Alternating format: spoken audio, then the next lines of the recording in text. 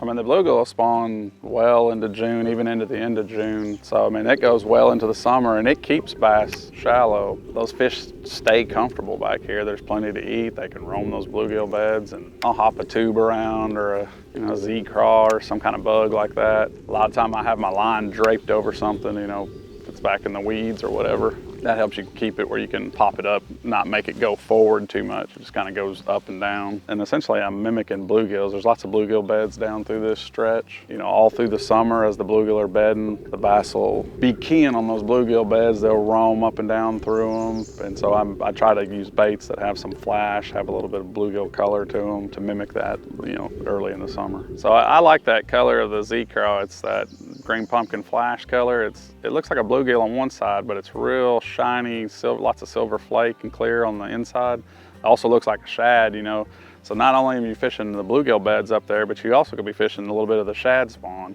or the shad that might be up there eating bluegill eggs, So it's the best of all worlds, in my opinion. You've got the flash appeal. It's still kind of a finessey little bait. It's a good flipping bait.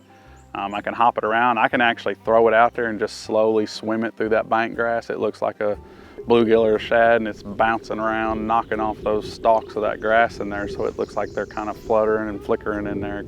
But that flash is a real key. When you hop that up and expose that flash side to them, I think that's a key to getting a bite this time of year.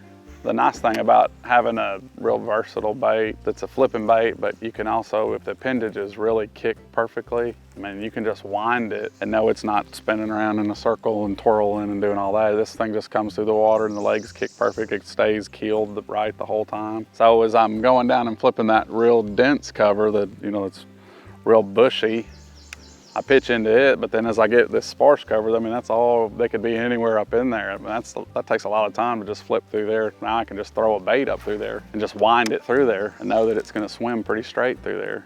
For what I'm doing, I'm flipping pretty heavy cover, so I've got a 7-11 extra heavy flipping stick and a heavy line, 17, 20-pound line. I don't really like braid when I'm fishing around wood. I usually only flip with braid when I'm around a lot of grass. That's a big one too. Oh, he wasn't that big. Man, he's mean. It's not a bad one. Big male up there. Yeah, I threw over, way over the top of all that brush, and that's what you have to do sometimes. They're so far back in there, you don't have a choice. You'd like for them to be on the front edge, but that's why you have to use a heavy rod and a heavy line to be able to handle the abuse of when you've got to pull it back over the top of all that stuff. It's not to fight a fish that's 2 pounds, it's because I need to pull a 3 or 4 pounder over the top of all that cover to get him back to me. So that's a nice little chunk, little 3 pounder.